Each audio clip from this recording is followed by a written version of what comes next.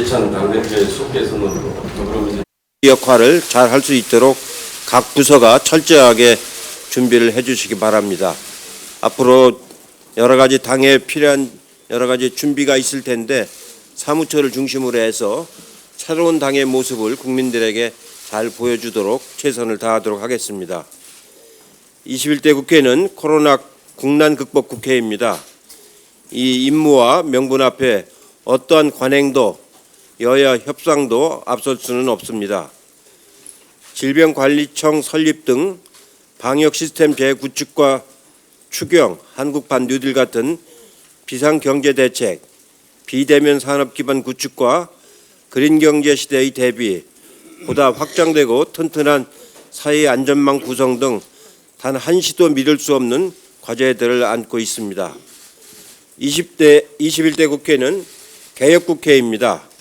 검찰개혁뿐 아니라 정부개혁, 민생개혁, 사회개혁의 임무를 다 해야 합니다. 이번의 호기를 절대로 놓쳐서는 안 되겠습니다. 민주당은 국민만을 바라보고 21대 국회 개원과 국회 운영을 해 나갈 것입니다. 엊그저께 보도해 보니까 원내대표께서 6월 5일 정기국회 개원은 협상 대상이 아니다. 6월 5일 날 의장단 선출을 위한 그 개원은 어떠한 경우에도 반드시 하겠다라는 강한 의지를 표명을 하셨는데 저는 이에 전적으로 동의하고 만약에 그런 것이 조금이라도 협상 대상이 되면은 아마 많은 국민들로부터 굉장히 지탄과 실망의 목소리가 나오지 않을까 그렇게 생각을 하고 있습니다. 지난주 늘어났던 확진자 수가 주말을 전후로 다시 줄고 있습니다. 수도권 집단 감염이 등교 수업 시기와 맞물리며 대량 확산에 대한 우려도 있었지만 다행히 관리 가능한 수준으로 유지되고 있습니다. 코로나에 대한 확실한 해법이 나오기 전까지 집단 감염 파동은 언제든지 발생할 수 있습니다. 당정은 신속 대응뿐 아니라 집단 감염 발생 가능성이 있는 곳을 선제 관리할 수 있도록 다시 방역의 고삐를 죄도록 하겠습니다. 최근 여러 가지 언론 보도를 보면서 여러 가지 우려를 표명하지 않을 수가 없습니다.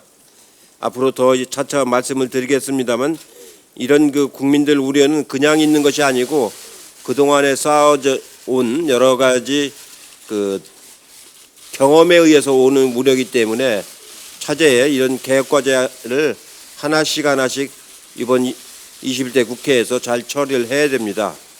특히 최근에 불거지고 있는 것은 제가 여러 번 말씀드립니다만 지난 잘못된 관행을 계속 답습하는 데서 오는 그런 우려들이기 때문에 그런 지난 관행을 답습하는 그런 사회로 다시는 돌아가지 않도록 당도 최선을 다하겠고 원내에서도 최선을 다해 주시길 다시 한번 강조해서 부탁의 말씀을 드립니다. 더구나 최근에 이루어지고 있는 부분은 어떻게 보면 뭐라고 할까요? 또 하나의 새로운 현상이라고 볼 수가 있습니다. 이런 새로운 현상이 무분별하게 나타나고 있는 것을 경계하지 않을 수가 없습니다. 이상입니다. 네, 다음은 김태년 원내대표.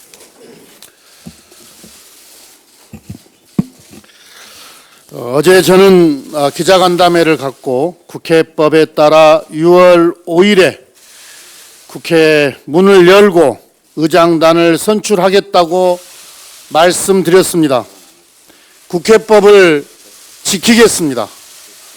국회 문을 여는데 지체할 이유가 없습니다. 그래서 민주당은 내일 의원총회를 열고 일하는 국회에 동의하는 제 정당들과 함께 임시의 소집 요구서를 제출할 것입니다. 21대 국회가 임기가 개시되었음에도 또다시 과거에 일하지 않는 국회, 법을 지키지 않는 국회, 이런 국회가 재연되는 것을 민주당은 더 이상 용납하지 않겠습니다. 미래통합당은 견제론을 내세우며 국회 개원에 응하지 않고 있습니다. 국회가 일을 하지 않으면서 행정부를 견제한다는 것은 어불성설입니다. 국회가 제대로 일할 때 행정부에 대한 견제도 이루어집니다. 상임위를 열어서 업무 보고도 받고 법과 예산도 꼼꼼하게 심사하는 것이 국회의 행정부 견제입니다. 과거처럼 야당이 국회를 마비시키는 것은 행정부에 대한 견제를 포기하는 행위입니다. 국민의 삶과 경제가 코로나19의 풍랑에 흔들리는 국난 상황입니다. 국민들께서는 21대 국회의 새로운 모습을 명령하고 있습니다. 과거의 낡은 관습과 관행으로 국회를 운영해서는 안 됩니다. 여야 견제의 패러다임도 근본적으로 달라져야 합니다. 일하지 못하게 국회를 멈춰 세우는 것은 견제가 아닙니다. 견제를 핑계 삼은 발목 잡기는 박물관에도 보낼 수 없는 낡은 관행입니다. 견제는 일하기 경쟁, 정책 경쟁, 대양 경쟁으로 이루어져야 합니다. 야당이 견제라는 이름으로 반대만 외치는 과거의 모습에서 벗어나길 바랍니다. 미래통합당 김종인 비대위 체제가 오늘 출범합니다. 김종인 비대위원장은 정강 정책 개정 등 파격적 변화를 공언했다고 알려집니다. 김종인 비대위가 과거의 낡은 관행을 깨고 시대 정신에 부합하는 변화를 이끌어내기를 기대합니다. 그러나 변화와 혁신은 말보다는 행동이 중요합니다. 미래통합당이 진정 국민을 위해 일하는 정당이라는 것을 증명하려면 21대 국회 개원에 조건 없이 참여해야 합니다. 국회법으로 정해진 날짜에 일을 시작하는 것조차 거부한다면 잘못된 낡은 과거로 돌아갈 뿐입니다. 미래통합당이 낡은 과거에 집착하지 않고 세상의 변화에 적응하는 그런 정당이 되기를 바랍니다. 21대 국회가 일하는 국회로 나아가도록 미래통합당의 협조를 다시 한번 당부합니다. 예, 이어서 박주님 그리고 원내대표님 다 말씀하셨습니다. 21대 국회에 바라보는 국민들께서 가장 많이 하시는 말씀이 일하는 국회 되어달라는 것일 것입니다. 코로나19 이후 세상은 이전과는 완전히 다른 세상이 될 것이라고 합니다. 달라질 세상에 적응하고 더 나아가서 그런 변화를 선도하기 위해서는 국회는 그 어느 때보다 치열하게 일해야 할 때입니다. 21대 원구성 빨리 맞춰서 이러한 과제들 그리고 시급한 민생 과제를 고민해야 할 때라는 점을 다시 한번 강조드립니다. 한명숙 전 총리에게 뇌물을 주었다는 검찰에서의 진술은 검찰과 자신의 작품이었다라는 한만호 씨의 비망록 그리고 육성 인터뷰가 공개되었습니다. 그리고 뒤이어서 검찰이 한만호 씨가 뇌물을 주었다는 이야기를 들었다고 허위 증언하도록 강요했다라는 한만호 씨의 동료 수감자 한모 씨의 폭로도 있었습니다. 그런데 지난 29일 언론 보도에 따르면은 한만호 씨의 또 다른 동료 수감자로 법정에서 한만호 씨가 한명숙 전 총리에게 뇌물을 주었다는 이야기를 들었다고 증언했던 최모 씨가 본인도 허위 증언을 하도록 검찰이 교사한 바 있다라고 폭로했다고 합니다. 매우 충격적이었습니다. 게다가 이 동료 수감자의 경우에 이미 재판에서 증언을 했기 때문에 경우에 따라서는 본인이 위증으로 처벌받을 수 있는 상황임에도 불구하고 이같이 폭로를 한 것입니다. 만약 검찰이 범죄를 수사하는 것이 아니라 범죄를 만들어내는 역할을 했다면 국민의 한 사람으로서도 분노하지 않을 수 없을 것입니다. 그렇게 저는 한만호 비망록 등에 대해서 반드시 진상규명이 필요하다고 생각합니다. 특히 당시에 그 지방선거 앞둔 상황이었음을 고려했을 경우에 이 증언들이 만약에 사실이라면 이것은 단순히 개인의 어떤 인권을 침해하는 행위를 넘어서서 민주주의를 유린할 수 있었던 그런 행위였던 것입니다. 투명하고 명명백백하게 조사되어야 할 것입니다. 최모 씨가 법무부가 조사에 나서면 적극 협조하겠다라고 했다고 하니까 법무부 등도 손 놓고 있지만은 않았으면 합니다. 이상입니다. 네, 다음 박 대표님과 원내대표님 말씀하셨습니다만 실질적으로 21대 국회가 오늘부터 시작된다고 할 수 있습니다. 21대 국회는 20대 국회와 완전히 다릅니다. 국민들께서 그렇게 만드셨고 또 그렇게 하라고 명령하고 계십니다. 우리 역사에 전례 없는 국회 의석 구조를 갖게 됐고 또 인류 역사나 우리 역사에서 유례 없는 코로나라는 이 위기 속에서 21대 국회가 시작됐다는 의미를 갖습니다. 6월 5일 국회 개원은 국회가 국민에게 지켜야 할 최소한의 도리입니다. 신뢰받는 국회의 출발이라고 생각합니다. 국회가 정상적으로 제때 문을 여는 것은 야당이 고를 수 있는 문제가 아니라 당연히 지켜야 할 의무다. 이렇게 국민들은 생각하고 계십니다. 이제는 국회가 관행이나 전례라는 정치적 이유로 원칙과 상식을 훼손하고 국회법을 스스로 파괴하는 일은 완전히 사라져야 할 것입니다. 통합당에서 민주당과 평행선을 달리고 있다는 식으로 표현을 했습니다. 정확하게 표현하면 통합당이 국민과 역행하고 있다. 이것이 맞을 겁니다. 자신들의 동의를 얻으면 협치고 자신들이 동의하지 않으면 폭주라는 이런 구태의연한 프레임에 동의하실 국민들은 이제 아무도 안 계십니다. 미래통합당에게 21대 국회 운영과 관련해서 3가지 정도를 강조하고자 합니다. 첫째는 모든 것은 국회법을 지키는 데서 출발한다는 것입니다. 둘째는 코로나 이후 시대의 정치는 어느 때보다도 미래지향적이어야 한다는 것입니다. 셋째는 국민의 눈높이와 성숙한 역량에 맞춰야 한다는 것입니다. 주호영 원내대표님은 매우 유연한 사고를 하는 분으로 알고 있고 그렇게 또 평가를 받고 있습니다. 참고로 제가 보니까 17대 국회는 2006년 1월 국회법 개정안을 주호영 대표님이 대표 발의하셨는데요. 법안의 내용을 보니까 법사위를 사법위원회로 바꾸고 법사위 법률안 체계 형식과 자구심사 권한을 별도의 특별위원회로 넘기는 그런 내용입니다. 그때 법사위와 지금의 법사위가 달라지지 않았습니다. 원칙과 상식으로 돌아오시길 간절히 당부드립니다. 그리고 흔히 이제 언론 용어들이 사실상 굉장히 국민들께 내용을 규정하는 그런 기능을 하는데요. 상임위원장을 싹쓸이한다거나 독식한다고 하는 표현은 적확한 표현이 아닙니다. 정상화한다고 하는 것이 맞을 겁니다. 이상입니다.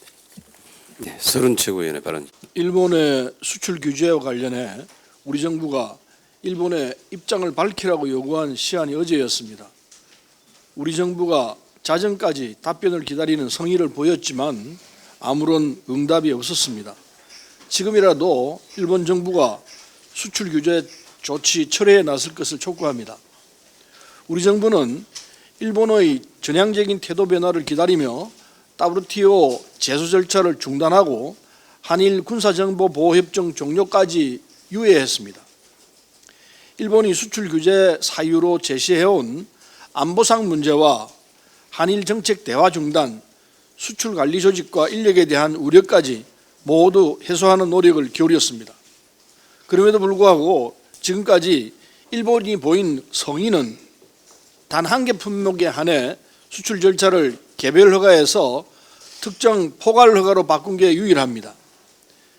일본은 안보상 이유를 주장해왔지만 결국 본질은 과거 반인도적 범죄를 인정하지 않고 한국 대부분의 일제강제징용 배상 판결에 대한 보복 조치로 공정한 무역 거래를 제한하고 있는 것입니다. 일본의 경제보복은 오히려 일본 기업에 타격을 주는 자승자박으로 이어지고 있습니다. 수출 규제 조치가 우리 반도체 디스플레이 업체 생산에는 별다른 영향을 주지 못한 반면 일본 소재 업체들은 큰 타격을 받고 있고 최근 닛산 자동차, 올림푸스 등이 철수를 선언하는 등 국내에 진출한 일본 기업들도 고전을 면치 못하고 있습니다. 수출 규제 조치는 일본 정부가 자기 무덤을 판 것이라는 비판이 일본 내에서도 나오고 있습니다. 이제라도 일본 정부는 경제보복을 멈추고 과거사에 대해서도 진실한 사과와 반성으로 우리 국민과 국제사회의 신뢰를 얻어야 할 것입니다. 수출 규제 조치 철회는 코로나 경제 위기 속에 최저 지지율을 기록하고 있는 아베 정권의 위기 극복의 출발선이 될 수도 있을 것입니다. 일본 정부는 어리석음에서 벗어나길 바랍니다. 이상입니다. 김혜영 최고위원을 바랍니다. 의원의 기자회견이 있었습니다. 아쉽게도 기자회견이 윤미향 의원에게 제기된 의혹을 해소하기에는 충분치 않았습니다. 윤미향 의원에 대한 검찰 수사가 시작되어 기자회견에서 근거 자료를 공개하는데 어려움이 있었을 것입니다. 그렇다 하더라도 최소한 윤미향 의원의 개인 계좌로 받은 후원금의 지출 내역에 대해서는 투명하게 공개하는 것이 공직을 하고자 하는 사람의 책임 있는 자세가 아니었나 생각됩니다. 신속한 검찰 수사를 통해 윤미향 의원에 대한 국민적 의혹이 하루빨리 해소되기를 바라며 이번 일이 위안부 인권운동이 진일보하는 계기가 되기를 바랍니다. 네, 새롭게 시작한 21대 국회는 일하는 국회, 국회다운 국회, 국민들로부터 신뢰받는 품격 있는 국회가 되어야 합니다. 21대 국회에서는 임시회 및 상임위원회 운영을 의무화하여 국회 운영을 상시화하고 법제사법위원회의 체계자구 심사권을 폐지해서 신속한 법안 처리를 유도해야 합니다. 국회의원의 정당한 사유 없는 부출석에 대해서 세비삭감 등 제재를 도입하고 국회윤리특별위원회를 상설화해서 국회의원의 윤리 의무를 강화해야 합니다. 일하는 국회의 출발은 법정 시한을 준수하여 개원하는 것입니다. 국민들께서 4.15 총선에서 민주당 177석, 미통당 103석의 여대 야소의 국회를 만들어주신 뜻은 정부와 여당의 힘을 실어주신 것입니다. 다수결을 독재라고 하는 미래통합당의 주장은 민주주의 개념도 모르는 억지 주장에 불과합니다. 법정 시한인 6월 5일에 개원할 수 있도록 아직 시간이 있습니다. 적극 협력할 것을 통합당에 촉구합니다. 특히 지금은 코로나19 극복과 민생경제 지원을 위해서 그 어느 때보다도 국회 역할이 중요합니다. 코로나19 대응을 위한 3차 추경 예산안이 곧 국회에 제출될 예정입니다. 원 구성을 조속히 해서 추경 예산안을 신속히 심사해야 한다는 점을 다시 한번 강조드립니다. 한 가지 더 말씀드리겠습니다. 여성 인권 운동가 이용수 할머니에 대한 2차 가해가 도를 넘고 있습니다. 온 오프라인에서 확산되는 혐오성 발언과 맹목적 비난, 근거 없는 음모론은 할머니가 전하고자 했던 메시지를 흐리고 소모적인 편 가르기만 낳고 있으며 이는 위안부 피해자들에게 또 다른 폭력이 될 수 있습니다. 이런 식의 2차 가해는 일본군 위안부 문제의 정의로운 해결에 아무런 도움이 되지 않는다는 점을 명심해야 합니다. 일부 보수 세력은 가차없는 공격을 퍼부어서 위안부 문제가 더는 한국 사회 주요 이슈가 되지 못하게 위안부 인권운동에 숨통을 끊으려는 시도를 하고 있습니다. 일본군 위안부 문제는 정치적으로 악용되어서도 안 되고 일본의 집요한 언론 왜곡에 휘둘려서도 안 되는 엄중한 역사 정의 문제입니다. 이용수 할머니에 대한 2차 가해는 위안부 피해자들의 주체적 말하기를 더욱 어렵게 할 우려가 있습니다. 이용수 할머니에 대한 2차 가해를 즉각 중단해 주시기 바랍니다. 이상입니다. 이영석 최고. 예, 21대 국회 임기가 본격적으로 시작이 됐습니다. 하지만 여야 간 국회 개원에 대한 협상이 난항을 겪고 있습니다. 국회의 정상적인 개원은 비단 국회의 황골탈때만 그치는 문제는 아닙니다. 코로나19로 인해 많은 국민들이 매우 어려운 시기를 맞고 있습니다. 한국은행은 우리나라의 올해 경제 성장률을 11년 만에 처음으로 역성장할 것으로 전망하고 있습니다.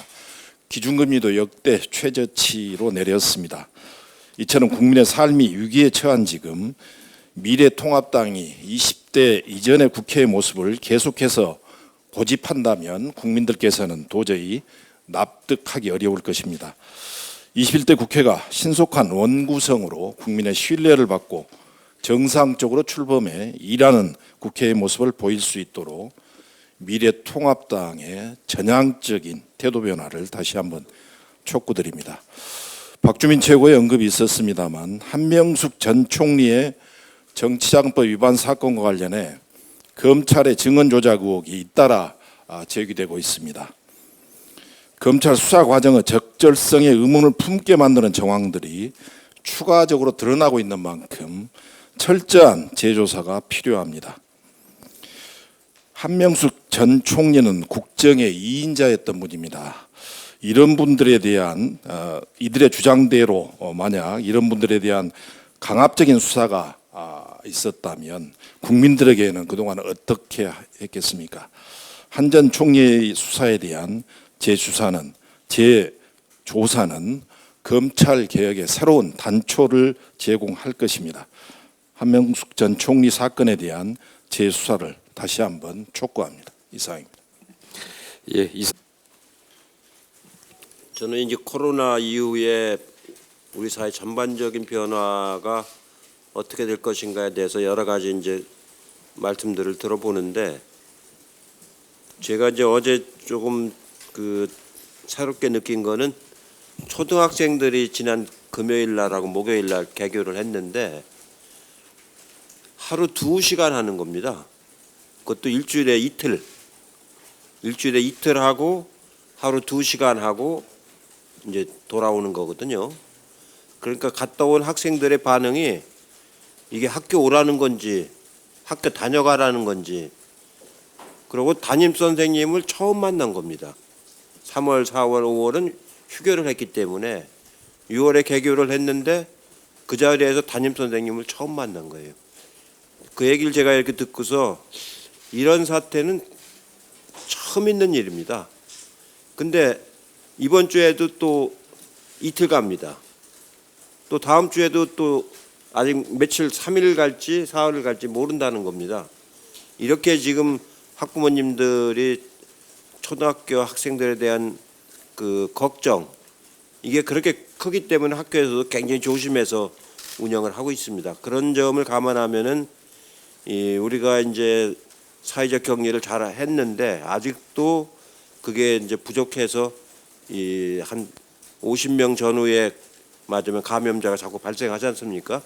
이런 것은 우리 스스로 맞으면 국민들이 함께 시민의식으로 동참하지 않으시면 우리 자녀들이 학교 교육을 제대로 이렇게 받을 수가 없는 그런 결과를 가져오게 됩니다. 아마 저는 어제 이 얘기를 듣고서 굉장히 내심으로는 참 큰일 났구나, 이게 오래 가면은 여러 가지 파양이 생기겠구나, 이런 생각을 많이 했습니다.